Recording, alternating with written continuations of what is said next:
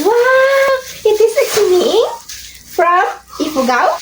Ooh. For today's video, magluluto nga tayo ng black beans with kiniing from Ifugao. Thank you! May natira pa sa nagbigay sa akin. Meron tayong black beans. So, nung gabi, binabad ko na siya sa tubig.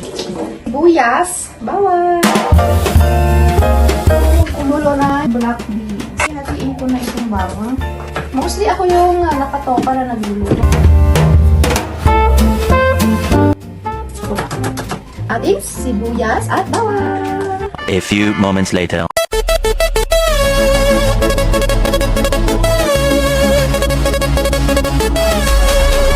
Magigisa na nga tayo ng ating bawang at sibuyas.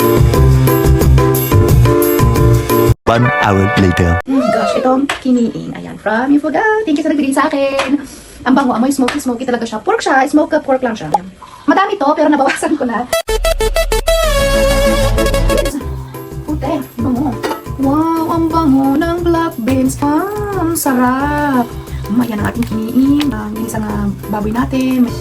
Ang palaya lips sa ating black beans. Hintayin na lang natin kumulukin. Okay na to. Black beans with kiniing.